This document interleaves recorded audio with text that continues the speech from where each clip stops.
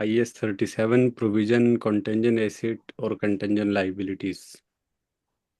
Provision mean liabilities of uncertain time और amount, ऐसी liabilities जिनमें या तो टाइम और या अमाउंट दोनों में से कोई एक चीज़ या दोनों चीज़ें अनसर्टन हो, कंफर्म ना हो, उसको हम लोग, उस तरह की लाइबिलिटीज को हम लोग प्रोविजन कहते हैं।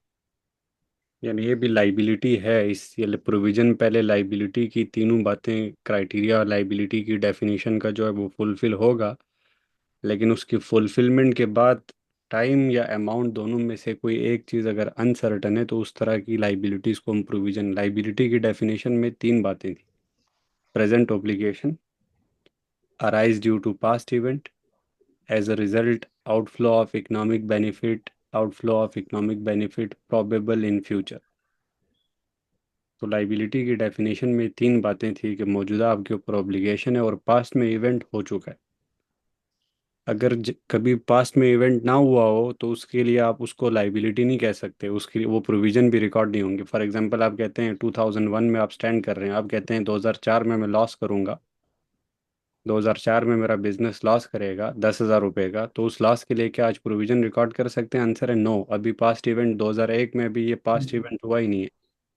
तो पास्ट का इवेंट होना बड़ा ज़रूरी है, और उस इवेंट की वजह से अगर आपके ऊपर आज ओब्लिगेशन आ चुकी है और कंफर्म है कि आपसे बेनिफिट जाएगा, आउटफ्लो ऑफ इकोनॉमिक बेनिफिट होगा, प्रोबेबल का मतलब चांसेस 50% से ज़्यादा है, अप टू 95% कंफर्म है कि आपसे पैसे जाएंगे, बेनिफिट जाएगा, इकोनॉमिक बेनिफिट जाएगा। उस तरह की चीज़ों को हम लोग लाइबिलिटी कहते हैं। और अगर अमाउंट या टाइम उसमें से अनसर्टन हो तो ऐसी लाइबिलिटीज़ को हम प्रोविजन कहते हैं। फॉर एग्जांपल, आपका रेस्टोरेंट है, एक बंदे ने आकर खाना खाया, उसको फूड पॉइजनिंग हुई, उसने आपके खिलाफ केस कर दिया। अब जब आपके खिलाफ केस हुआ, आपको लग रहा है कि आप, कोर्ट ने आपके ऊपर फाइन लगाना है, पास्ट में इवेंट भी हो चुका है, प्रेजेंट में आपके ऊपर ऑब्लिगेशन भी आ चुकी है, फ्यूचर में आपने पैसे भी देने हैं क्योंकि कोर्ट फाइन लगाएगा, आपने पेमेंट करनी है, कन्फर्म है कि करनी है।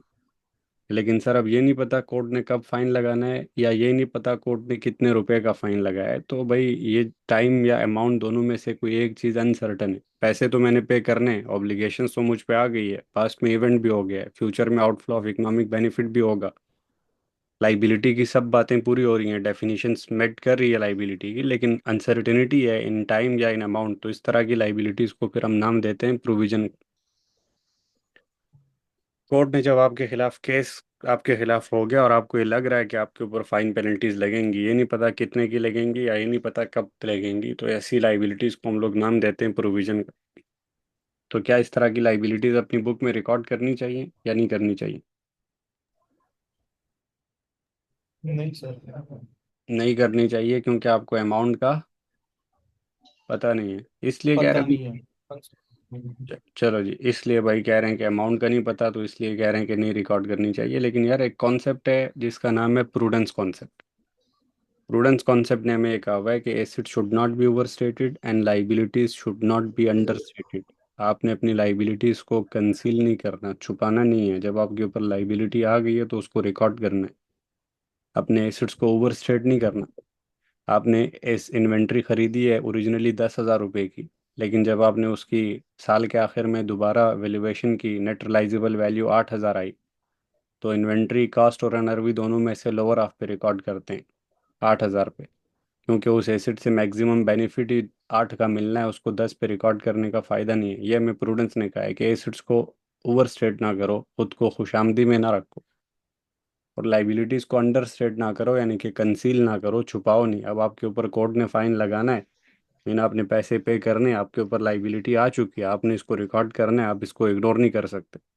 लेकिन पॉइंट ये है कि सर हमें जब अमाउंट का नहीं पता, हम कैसे रिकॉर्ड करेंगे? तो भाई उसके लिए आंसर है कि आपके पास उस टाइम कोई ना कोई एस्टिमेटेड फिगर्स होंगी, उन एस्टिमेट में से बेस्ट वन की सिलेक्शन करनी है, सबसे बेस्ट रिलायबल एस्टिमेट को सेलेक्ट करके उस पे हम प्रोविजन को रिकॉर्ड करेंगे। अब उस बेस्ट एस्टिमेट का मतलब क्या है, कैसे उसको सेलेक्ट करते हैं, वो हम सीखते हैं। तो भाई प्रोविजन वाली लाइबिलिटीज हमने अपने पास रिकॉर्ड करनी होती हैं। अगर आप नहीं करते, इसका मतलब आप प्रूडेंस के साथ कॉन्ट्राडिक्शन कर रहे हैं, क्योंकि प्रूडेंस ने कहा है कि अपनी लाइबिलिटीज को अंडरस्टेट नहीं करना, छुपाना नहीं है। अगर आपके ऊपर लाइबिलिटी आ गई है तो उसको रिकॉर्ड करो। प्रूडेंस ने ये भी कहा है कि एक्सपेंसेस की जब इंडिकेशंस मिलती हैं तो उसको रिकॉर्ड करो। अब आपको इंडिकेशंस मिल चुकी है कि कोर्ट ने फाइन लगाना है, तो आपको रिकॉर्ड कर देना चाहिए। और इनकम को उस वक्त तक रिकॉर्ड ना करो जब तक वो कंफर्म ना हो। तो प्रूडेंस आपकी इस बात को सामने रखते हुए हम इस तरह की लाइबिलिटीज को अपनी बुक्स में रिकॉर्ड करेंगे। तो फिर आंसर मिलता है वहां से वो कहते हैं कि भाई किस वैल्यू पे, तो हमने कहा बेस्ट एस्टिमेट पे रिकॉर्ड करो। Provision should B record eight their best possible estimate. अब इस बेस्ट पॉसिबल एस्टिमेट का मतलब क्या है? देखो, लीगल एडवाइजर आपका वकील कहता है कि आपके ऊपर लाख रुपए का फाइन लगेगा, लेकिन वो साथ में एक आम आदमी है, जनरल पब्लिक, वो कहता है यार वकील पागल है, 80,000 का फाइन लगेगा। इन दोनों में से किसकी एस्टिमेट बेस्ट है?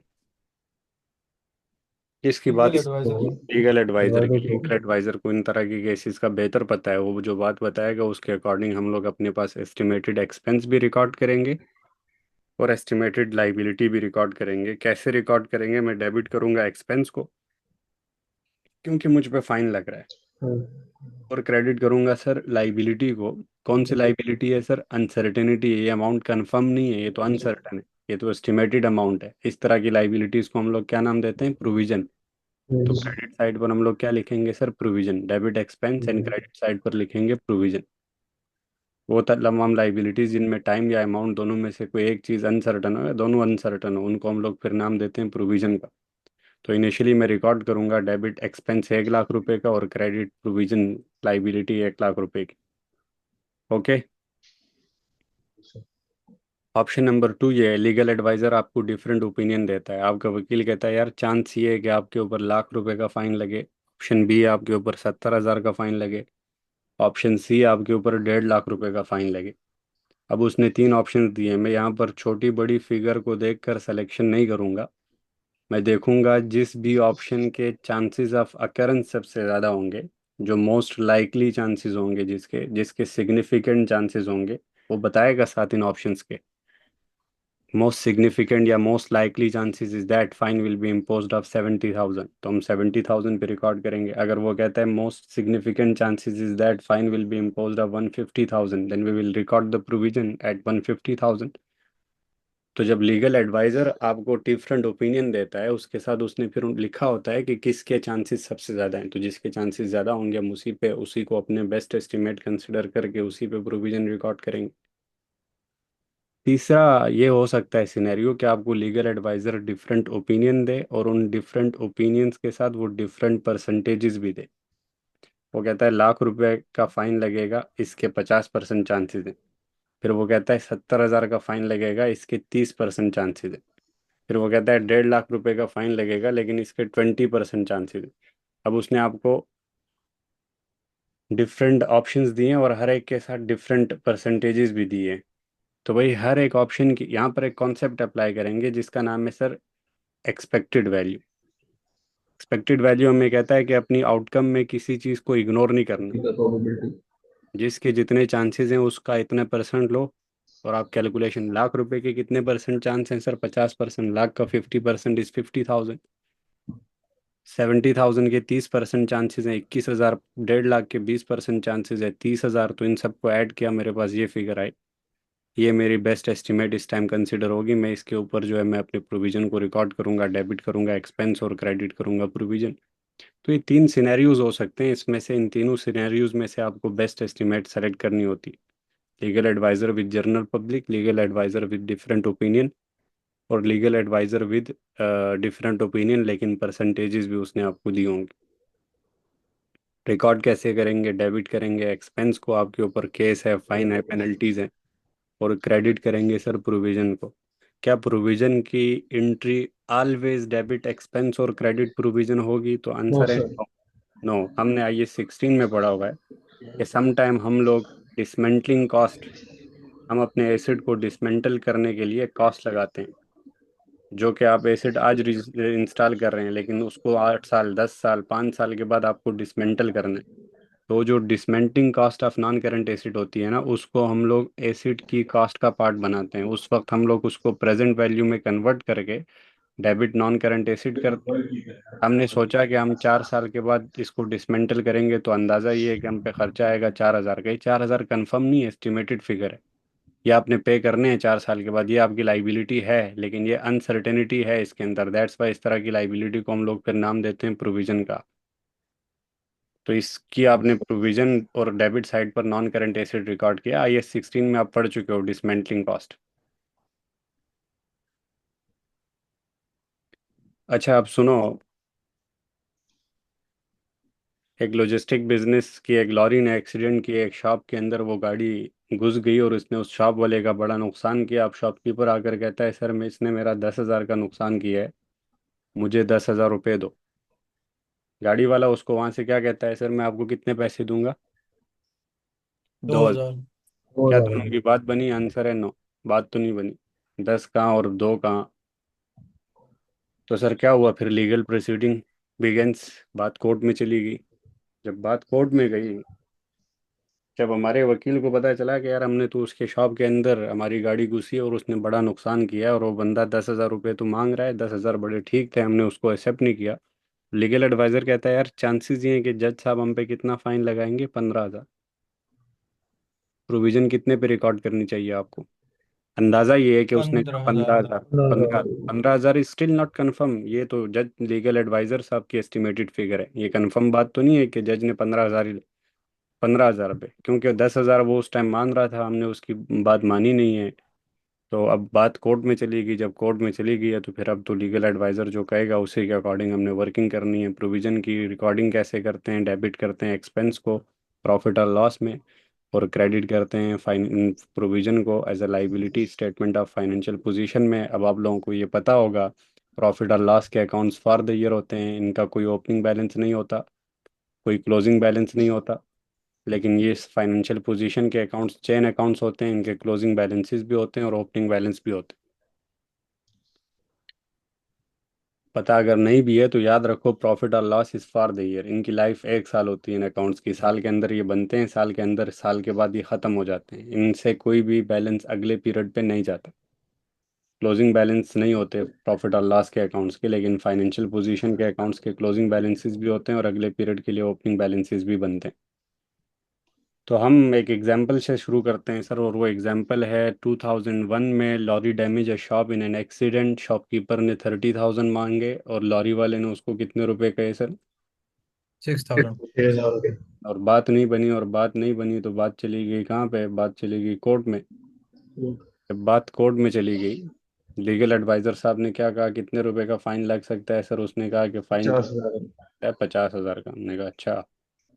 हमने कहा सही है सर, 50,000 पे लग सकता है तो फिर 50,000 पे करो। तो हम प्रोविजन रिकॉर्ड कर रहे हैं सर, कितने पे प्रोविजन रिकॉर्ड कर रहे हैं हम लोग? 50,000। 50,000 पे इनिशियली मैं अपने प्रोविजन को रिकॉर्ड करता हूँ, मैं डेबिट करता हूँ एक्सपेंस को और क्रेडिट करता हूँ प्रोविजन को। फिर क्या हुआ सर? फिर ये हुआ, साल ख़त्म हो गया, मैंने डबल एंट्री की। डबल एंट्री के बाद हम लोग लेजर्स बनाते हैं, मैंने लेजर्स बनाया। एक लेजर मैंने एक्सपेंस के नाम पे बनाया, एक्सपेंस को मैंने 50,000 से डेबिट किया। और एक मैंने प्रोविज़न के नाम से लेजर बनाया, उसको प्रोविज़न को मैंने 50,000 से क्रेडिट किया। मेरा साल ख़त्म हो गया, ईयर एंड आ गया, लेकिन अभी कोर्ट ने कोई फैसला नहीं सुनाया। मैं अकाउंट्स को क्लोज कर रहा हूँ, एक्सपेंसेस प्रॉफिट और लॉस में रिकॉर्ड होते हैं, प्रॉफिट और लॉस के अकाउंट्स प्रॉफिट और लॉस के नाम से क्लोज होते हैं, इनका कोई क्लोजिंग बैलेंस नहीं होता, अगले पीरियड के लिए कोई ओपनिंग बैलेंस नहीं होता। 50,000 इधर, 50 इधर, लोअर फिगर ये है तो 50,000 मैंने प्रॉफिट और लॉस में ये वाली चीज़ लिख दी। यहाँ पर ये क्रेडिट है, प्रॉफिट और लॉस में जाकर डेबिट साइड पर लिखी जाएंगी। प्रॉफिट और लॉस में डेबिट लिखने का मतलब ये आपका एक्सपेंस है। याद रखो, कोई भी फिगर अकाउंट से उठकर स्टेटमेंट में जब जाती हैं तो वो अपने साइन को, साइड को चेंज करते हैं। ये 50,000 अकाउंट में किस साइड पर है? क्रेडिट साइड पर। उठकर जब स्टेटमेंट में जाएगी तो किस साइड पर लिखेंगे इसको? Debit side. और एक्सपेंसेस होते भी किस साइड पर हैं? डेबिट साइड पर। अच्छा, डेबिट से। के अकाउंट पे आओ, प्रोविजन के अकाउंट पे हमने क्रेडिट किया था 50,000, उसका जब मैंने क्लोजिंग बैलेंस फाइंड किया तो यहाँ पर ये क्लोजिंग बैलेंस आ गया। ये प्रोविजन है, लाइबिलिटी है, इस क्लोजिंग बैलेंस को उठाकर, लाइबिलिटी के क्लोजिंग बैलेंस को उठाकर कहाँ पे लिखते हैं sir? Statement of financial position. आइए, तो यहाँ पर ये बैलेंस डेबिट साइड पर है, लेकिन यहाँ से उठकर जब ये स्टेटमेंट में बैलेंस जाएगा तो किस साइड पर लिखेंगे सर? क्रेडिट साइड पर। और लाइबिलिटीज लिखते भी क्रेडिट पर ही हैं। अगले साल के लिए यही क्लोजिंग बैलेंस क्या बनेगा सर? अगले साल के लिए क्लोजिंग बैलेंस जो है ओपनिंग बैलेंस। ओपनिंग बैलेंस बनेगा। प्रोविजन के अकाउंट पे तो ओपनिंग बैलेंस है, लेकिन एक्सपेंस के अकाउंट पे कोई ओपनिंग बैलेंस हम्म। नहीं है सर। अगला साल शुरू हुआ, प्रोविजन पे ऑलरेडी 50,000 का ओपनिंग बैलेंस है। अगला साल ख़त्म हो गया, provisions, depreciations, accruals, prepayments, closing inventories, bad debts, all these are the year end adjustment. ये सब हम साल के आखिर में करते हैं। दूसरा साल ख़त्म हुआ, दूसरे साल के आखिर में आपके लीगल एडवाइज़र ने कहा कि मैंने ऐसी एविडेंसेस प्रोवाइड किए हैं, जज साहब को मैंने ऐसे सबूत दिए हैं कि यार हम पे फ़ाइन थोड़ा सा कम लगेगा, उम्मीद ये है। उसने अपने एस्टिमेट को रीअसेस्ट किया और उसने दूसरे साल के आखिर में ये कहा कि चांसेस ये हैं कि हम पे फाइन कितना लगेगा सर। 35,000 रुपये। 35,000 का सर। दूसरे साल के स्टार्ट में ऑलरेडी प्रोविजन से रिलेटेड बैलेंस है, ओपनिंग बैलेंस है 50,000 का, ये प्रोविजन का अकाउंट है। और ये उसने at the end of the second year, year two के आखिर में, यानी कि ये आखिर का बैलेंस है, क्लोजिंग बैलेंस है। लाइबिलिटीज का क्लोजिंग बैलेंस डेबिट साइड पे लिखते हैं, ये क्लोजिंग बैलेंस। ये दूसरे साल का ओपनिंग नहीं है, ओपनिंग तो ऑलरेडी है 50,000। दूसरे साल के आखिर में उसने हमें ये फिगर एस्टिमेट की, तो ये दूसरे साल का क्लोजिंग बैलेंस है 35,000। तो यार 50,000 साल के शुरू में लाइबिलिटी एस्टिमेट की थी, लेकिन साल के आखिर में वही लाइबिलिटी के बारे में हम क्या सोच रहे हैं कि वो अब कितनी होगी, 35,000। अच्छी बात है या बुरी बात? अच्छी बात है अच्छी सर, बात है लाइबिलिटी सर, कम अच्छी हो गई है। बात है। अच्छी बात है सर। कितने रुपए से अच्छी बात है सर? 15,000। 15,000 रुपये से अच्छी बात है। तो क्या डबल एंट्री पोस्ट करोगे इस 15,000 की? डेबिट प्रोविजन भी कर लेंगे, क्रेडिट गुड और हो गया जी, एक्सपेंस। गुड हो गया। प्रोविजन डेबिट हो गई है, 15,000 से आपकी लाइबिलिटी कम हो गई है जी। बड़ी अच्छी बात है। डेबिट की सर प्रोविजन। क्रेडिट हम क्या करेंगे? ये तो आप बताओगे सर, क्या क्रेडिट करूं? सर डेबिट एक्सपेंस प्रोविजन और नहीं, एक्सपेंस नहीं करोगे? डेबिट तो प्रोविजन हो गया, लाइबिलिटी कम हो गई। नहीं हो गया। और तो सर पिछले साल का जो अकाउंट होगा वो तो इस साल क्लोज हो चुका होगा ना, ये वहां हो पे हम उसको चुका क्रेडिट कर सकते हैं। नहीं, पिछले साल की स्टेटमेंट तो बन चुकी है। हाँ, तो हमने फिर एज एन इनकम उसको इस साल शो करना होगा। हाँ, या इनकम रिकॉर्ड करो या रिडक्शन इन एक्सपेंस रिकॉर्ड करो, यानी कि आप इसकी एंट्री पोस्ट करोगे डेबिट प्रोविजन, और क्रेडिट साइड पर लिखो एक्सपेंस। एक्सपेंस क्रेडिट होने का मतलब प्रॉफिट का इंक्रीज है, और एक्सपेंस। इनकम क्रेडिट, इनकम लिखो या रिडक्शन इन एक्सपेंस लिखो, बात एक ही। ठीक ठीक सर। इतने से सर 15,000 से। तो मैंने एंट्री ये पोस्ट की, मैंने डेबिट किया प्रोविजन और क्रेडिट किया एक्सपेंस। प्रोविजन को 15,000 से डेबिट किया, कम किया। प्रोविजन कितना रिकॉर्ड हो गया सर? 35,000। लाइबिलिटी कितनी रिकॉर्ड होगी फाइनेंशियल पोजीशन में अब? और 35,000 35,000 की सर। 35,000 की। और प्रॉफिट और लॉस में कितना इफेक्ट जाएगा? प्रॉफिट और लॉस में पंद्रह सेकेंड हजार 15,000। 15,000 का रिडक्शन इन एक्सपेंस। क्या जाएगा effect? Reduction in expense. Reduction in expense. Expense कम हो गया, या तो वहां पे इनकम कर लो उसको, और या एक्सपेंसेस से माइनस कर लो। नॉर्मली इसको हम लोग एडमिनिस्ट्रेशन एक्सपेंस में डील करते हैं इन तरह की केसेस को, तो एडमिनिस्ट्रेशन एक्सपेंस से फिर मैं 15,000 माइनस कर लूंगा। ओके, क्योंकि एक्सपेंसेस में कमी है। ओके। अगला साल डन है स्टार्ट। सर। अगला साल स्टार्ट हुआ, अगले साल के स्टार्ट में प्रोविजन के अकाउंट पे ऑलरेडी कितना बैलेंस एग्जिस्ट कर रहा है सर? 35,000 35,000। देगा। 35,000 ऑलरेडी एग्जिस्ट कर रहा है सर प्रोविजन के अकाउंट पे। Okay sir. ओके। 65 पे चला गया। अगले साल के आखिर में लीगल एडवाइजर साहब ने फिर क्या एस्टिमेटेड फिगर आपको क्या बताई? उसने कहा कि provision should be reassess to 65,000। 65,000। यानी कि जो भी वो बैलेंस बताएगा ना, वो एंड का बैलेंस होगा, और उसको आपने closing balance of liability consider करते हुए डेबिट साइड पर लिखना होगा, क्योंकि क्रेडिट साइड पे ऑलरेडी प्रोविजन का ओपनिंग बैलेंस हमारे पास है। तो ये डेबिट। वही केस है ना सर जिसका 2 साल से फैसला नहीं हुआ? हाँ, ये वही केस है जो जिसका 2 साल से अभी तक फैसला नहीं हुआ। तो सर अब क्या हुआ, तीसरे साल में क्या करोगे? इंक्रीज इन प्रोविजन है या decrease in provision? Increase in provision. Increase in provision. Increase in provision है सर।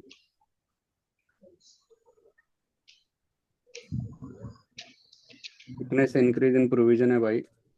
30,000 से 30,000 से। 30,000। 30,000 से इंक्रीज इन 30,000। प्रोविजन है। डबल एंट्री क्या करेंगे 30,000 से increase in provision? Provision increase. Debit expense और क्रेडिट प्रोविजन। डेबिट एक्सपेंस, एक तो आपका एक्सपेंस बढ़ा सर, डेबिट करो। दूसरे साइड पर लाइबिलिटीज में इंक्रीज आया, क्रेडिट करो। 30,000 से प्रोविजन के अकाउंट को क्रेडिट किया, बात 65,000 पे गई। और 30,000 से एक्सपेंसेस के अकाउंट को डेबिट किया। डेबिट किया तो प्रॉफिट और लॉस फाइनली इस साइड पर, यहाँ पर अकाउंट में क्रेडिट है तो स्टेटमेंट में जाकर ये डेबिट साइड पर मीन एक्सपेंस कितना रिकॉर्ड होगा? 30,000। लाइबिलिटी कितनी रिकॉर्ड होगी सर? 65। 60,000। 65,000। आखिर में जाकर अगले साल में कोर्ट ने फैसला सुना दिया। Court actually settle the case into 70,000 and we pay off the fine. हमने कोर्ट को कितने पैसे दिए सर? 70,000। 65,000 रुपए की लाइबिलिटी 70,000 में सेटल हुई। आपने कोर्ट को कैश दे दिया 70,000। क्रेडिट करोगे कैश 70,000। वो जो लाइबिलिटी अब तक रिकॉर्ड कर चुके थे प्रोविजन के नाम से, अब वो खत्म हो गई ना, क्योंकि आपने पैसे दे दिए। तो डेबिट जी करो सर। प्रोविजन को। कितने से प्रोविजन रिकॉर्ड हुई है सर आपकी? आपकी प्रोविजन 65,000 से। 65,000। 65,000। 65,000 से मैंने अपनी लाइबिलिटी खत्म की। बाकी 5,000 क्या रिकॉर्ड करूंगा सर? लॉस रिकॉर्ड करूंगा, क्योंकि 65,000 की लाइबिलिटी की सेटलमेंट 70,000 में हुई है। 70,000 की। 65,000 की लाइबिलिटी की सेटलमेंट 70,000 में होने का मतलब 5,000 का आपको मजीद लॉस रिकॉर्ड कर लेना चाहिए। ये कहानी है सर इसकी। अगर ये लाइबिलिटी ये कम रुपए में सेटल होती तो फिर आपके लिए अच्छी बात होती। जी फिर आप उसको जी प्रॉफिट जी रिकॉर्ड सर। करते, गेन रिकॉर्ड करते। ओके। जी सर। Okay sir. अब है सर कंटेंजेंट एसेट या कंटेंजेंट लाइबिलिटी। ये क्या कहानी? कंटेंजेंसी कहते हैं डिपेंडेंस, किसी दूसरी चीज पे डिपेंड होना।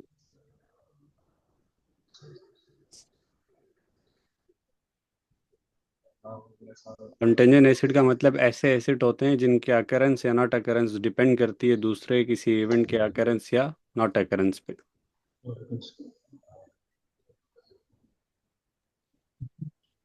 नहीं। नाम बता कोई शानूर, इसकी किसके साथ करवानी? उपो सर। हम्म, फातिमा सर, फातिमा। चलो जी। घर वालों ने कहा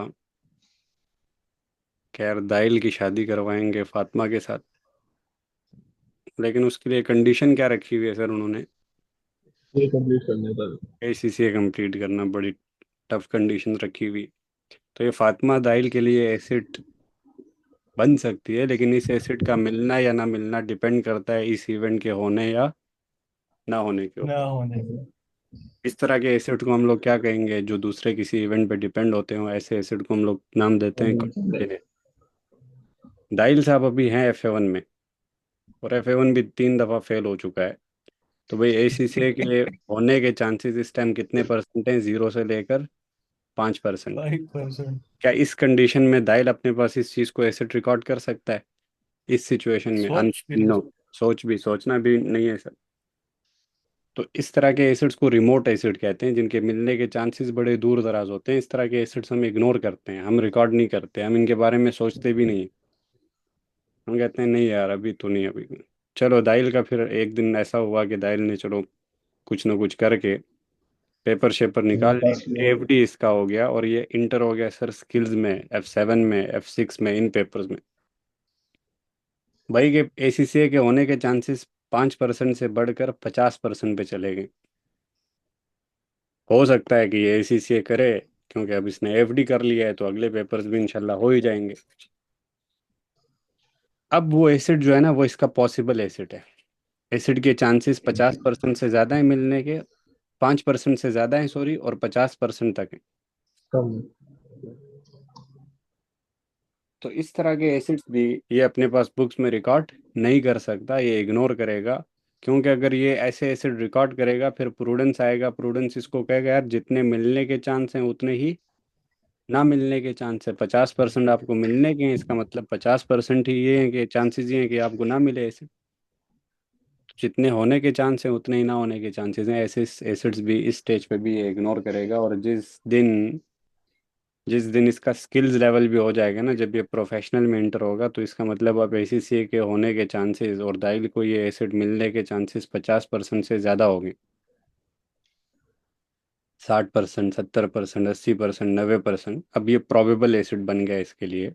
लेकिन स्टिल आपको पता है कि प्रोफेशनल में कोई भी पेपर फंस सकता है, 3 4 दफ़ा 5 दफ़ा वो फेल हो सकता है। 3 महीने की एक अटेम्प्ट है, 5 दफ़ा वो फेल होता है तो साल 1.5 साल वहीं पे गया, और बच्ची ने इतना वेट नहीं करना, तो अगेन चांसेस हैं कि शायद वो मिले ना।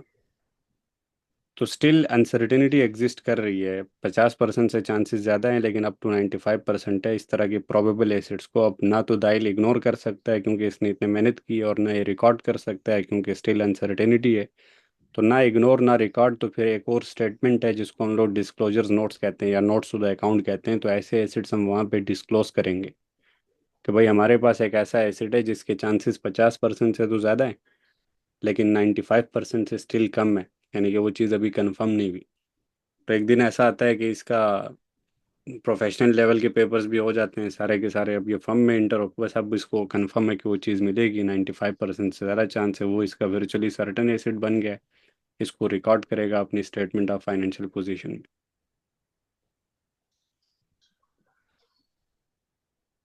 ओके।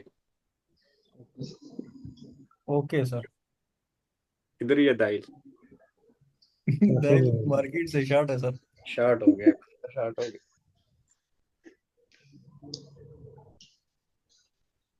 चल अब शानू, तूने लोन लिया किसी से,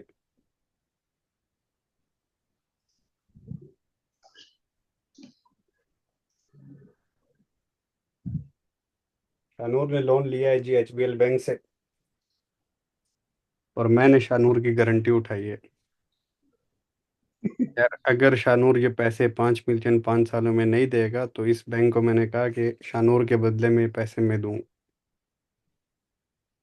अच्छा सर, आप ही लाइबिलिटी देंगे? असल में तो शानूर की है, इसने लोन लिया हुआ है, लेकिन सर मेरे ऊपर भी एक लाइबिलिटी आई हुई है। मेरी ये लाइबिलिटी डिपेंड करती है शानूर की पेमेंट्स पे। अगर तो ये ऑन टाइम पेमेंट करता है बैंक को तो फिर मेरे लिए कोई मसला नहीं है, लेकिन अगर ये पेमेंट नहीं करता, भाग जाता है, बैड डेट्स होता है बैंक का, या मर जाता है, कुछ भी होता है, तो इसके ब्याह पर फिर मुझे पेमेंट्स करनी पड़ेंगी। तो अस्त मेरी ये पेमेंट डिपेंड करती है इसके ऊपर। तो मेरे लिए ये लाइबिलिटी एक कंटेंजेंट लाइबिलिटी है। ऐसी लाइबिलिटीज जो किसी दूसरे इवेंट पे डिपेंड करती हैं उनको हम कंटेंजेंट लाइबिलिटीज कहते हैं। शानूर बिल्कुल ऑन टाइम पेमेंट कर रहा है, बिल्कुल सही चल रहा है, 0 से लेकर 5% चांस है कि मुझ पे लाइबिलिटी आए। मैं ऐसी लाइबिलिटीज को इस टाइम रिकॉर्ड नहीं करूंगा, ये रिमोट लाइबिलिटीज है मेरे लिए, मैं इनको इग्नोर करूंगा। कोविड आ गया, शानूर का बिजनेस जो है वो आहिस्ता आहिस्ता मुश्किलात में इंटर हो गया, इसको भी कोरोना हो गया। अब इसकी पेमेंट आहिस्ता आहिस्ता लेट हो रही है बैंक की तरफ। अब मुझे थोड़ी सी इंडिकेशंस हो रही हैं कि यार चांसेस ये हैं कि ये बंदा कोविड है, और ये जो है भाग जाएगा। मर नहीं सकता सर, मर हाँ, नहीं सकता। कुछ ऐसा हो जाए इसके बदले में जो है मुझे पैसे देने पड़े।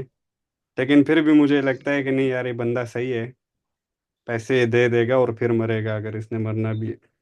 मीन 5% से तो चांसेस ज़्यादा है, लेकिन स्टिल मैं कहता हूँ नहीं, सही है, कुछ न चांसेस मुझे आस नज़र आ रही है कि कर लेगा पेमेंट।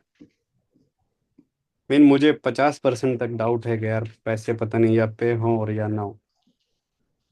मेरे लिए पॉसिबल लाइबिलिटी है। क्या रिकॉर्ड करूं या इग्नोर करूं पॉसिबल लाइबिलिटीज को? डिस्क्लोज करें। डिस्क्लोज करूं, क्योंकि अगर मैं इग्नोर करता हूं प्रूडेंस आएगा भागते भागते, वो कहेगा यार जितने ना आने के चांसेस हैं उतने तो आने के भी चांस है। और उसने आपको कहा है कि लाइबिलिटीज को अंडरस्टेट नहीं करना, कंसील नहीं करना, छुपाना नहीं है। अगर आपके ऊपर लाइबिलिटी आती है तो आपने, अगर आपके ऊपर लाइबिलिटी आती है तो वो आपने रिकॉर्ड करनी है। सही है, तो प्रूडेंस ने हमें एसेट को ज़रा देर से रिकॉर्ड करने का कहा है और लाइबिलिटीज़ को ज़रा जल्दी रिकॉर्ड करने का कहा है, लेकिन इस लाइबिलिटी के तो सर चांस हैं ही 50%। तो इसलिए तो इसलिए सर मैं इस लाइबिलिटी को क्या करूँगा, इसलिए मैं इस लाइबिलिटी को डिस्क्लोज करूँ, डिस्क्लोज करूँगा सर। शानूर को भी कोविड हो गया है सर, ये वेंटिलेटर पे चला गया है, और अब तो मुझे चांसेस बहुत ज़्यादा हो गए हैं कि सर मुझे पैसे पे करने ही करने हैं, क्योंकि अब इसका बिजनेस शॉप कई अरसे से बंद है। तो अब सर, अब मेरे ऊपर लाइबिलिटी के चांसेस और बढ़ गए हैं। लेकिन फिर भी सर मुझे कभी कभी लगता है कि यार नहीं यार, इसका एक भाई है दाइल जिसका नाम है, अगर ये मर भी गया तो पैसे वो देगा, मेरे ऊपर लाइबिलिटी नहीं आई। लेकिन सर चांसेस तो 50% से बढ़ गए। तो फिर अब मैं उस चीज़ को अपनी फाइनेंशियल पोजीशन में ना रिकॉर्ड करूंगा, उस लाइबिलिटी को डिस्क्लोज करने की बजाय मैं इस लाइबिलिटी को फाइनेंशियल पोजीशन में रिकॉर्ड करूंगा। लेकिन इस लाइबिलिटी में कुछ ना कुछ अनसर्टेनिटी है, और अनसर्टन लाइबिलिटीज को हम लोग क्या नाम देते हैं सर? प्रोविजन का। मैं इस लाइबिलिटी को अब रिकॉर्ड करूंगा, नाम उसको दूंगा प्रोविजन का, क्योंकि अनसर्टेनिटी है। और दाइल ने भी इनकार किया कि मैं इसकी ब्याज पे पेमेंट नहीं करता फॉर एग्जांपल, और शानूर भी जो है वो अब वेंटिलेटर से बात जरा सी आगे चली गई। जन्नत की तरफ। जन्नत की तरफ चली गई है सर। तो इसका मतलब तू तो जन्नत में चला गया, लेकिन मुझे अब वो सब कुछ फेस करना पड़ेगा। अब ये कन्फर्म है कि तेरे ब्याह पर पैसे मैंने देने हैं, तो मेरे ऊपर की लाइबिलिटी अब कंफर्म हो गई है। 95% चांसेस से भी ज़्यादा हो गए हैं कि अब पैसे मुझे देने पड़ेंगे। तो मैं इस तरह की लाइबिलिटी को अपने अपनी बुक्स में रिकॉर्ड करूंगा। तो यार एक 5% वाले एसिड भी इग्नोर करने हैं, 95% वाली लाइबिलिटीज़ भी रिकॉर्ड करनी है, 95% वाले एसिड भी रिकॉर्ड करने हैं। 5% रिमोट है, रिमोट कैटेगरीज के एसिड भी इग्नोर, लाइबिलिटीज़ भी रिकॉर्ड, वर्चुअली सर्टेन एसिड भी रिकॉर्ड, लाइबिलिटीज़ भी रिकॉर्ड। मिड वाली दो कैटेगरीज आपने याद रखनी।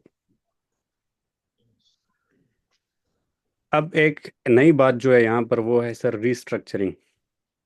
जब आप अपने बिजनेस की रीस्ट्रक्चरिंग करते हैं, आप पहले शूज़ का काम करते थे, अब आपने कहा मैं शूज़ का बिजनेस ख़त्म करके रेस्टोरेंट के बिजनेस पे जा रहा हूँ, तो आप रीस्ट्रक्चरिंग कर रहे हैं। अब सर जब रीस्ट्रक्चरिंग करेंगे, उस शूज़ से रिलेटेड शूज़ बनाने वाले जितने भी कारीगर थे, आप उनको अब निकालोगे बिजनेस से। उनको अब जब भी किसी एम्प्लॉयज़ को हम निकालते हैं तो सम टाइम हमने उनको रिडंडेंसी पेमेंट करनी होती है, कंपनसेशन देनी होती है। जब हम उनको ज़बरदस्ती निकालते हैं विदाउट एनी नोटिस, उनकी डिसमिसल करते हैं इस तरह से। तो रिस्ट्रक्चरिंग के टाइम पर आप एक मॉडल से हट कर दूसरे मॉडल पे जाते हो, तो उसमें भी आपको कुछ प्रोविजंस रिकॉर्ड करनी होती हैं, जिसमें एक रिडंडेंसी की पेमेंट्स की प्रोविजन रिकॉर्ड करनी होती है। और नया जो बिजनेस बनाने जा रहे हो, उस नए बिजनेस से रिलेटेड जितने भी खर्चे आएंगे उनसे रिलेटेड हम कोई प्रोविजन रिकॉर्ड नहीं करेंगे। Expenses relating to the previous business, shoes वाले बिजनेस से रिलेटेड जो भी अखराजात हैं आने वाले हैं उनसे रिलेटेड। और अगर अब अगर आपने वो पैसे अभी पे नहीं किए, करने कंफर्मेशन नहीं है कितने होंगे, तो उनसे रिलेटेड अमाउंट्स की हम प्रोविजन रिकॉर्ड करेंगे। लेकिन जब नए बिजनेस में अगर प्रीवियस एम्प्लॉयज़ को होटल के लिए ट्रेन कर रहे हो, तो ट्रेनिंग का खर्चा नए बिजनेस से रिलेट कर रहा है, नए स्ट्रक्चर से रिलेट कर रहा है, उनके रिलेटेड प्रोविज़न हम यहाँ पर रिकॉर्ड नहीं करेंगे, क्योंकि वो पास्ट में इवेंट अभी नहीं हुआ, वो फ्यूचर से रिलेट कर रही है बात। इसके अलावा फिर एक इन्वायरमेंटल डैमेजेस की प्रोविज़न होती है। सम टाइम आपकी बिजनेस ने इन्वायरमेंट को डैमेज किया होता है, और उसके बदले में आपने अब इन्वायरमेंट के ऊपर काम करना होता है, जिसके ऊपर आपके पैसे लगते हैं। नहीं पता कोर्ट कितना फाइन लगाएगा, कितने पैसे आपने इनकट करने हैं। तो इन्वायरमेंटल डैमेजेस की भी प्रोविज़न रिकॉर्ड होती है। कैसे करते हैं उसके हम क्वेश्चंस करते हैं, आपको समझ आएगी। प्रोविज़न आपका यहाँ पे एंड हो जाता है। अगली क्लास में मिलते हैं दोबारा।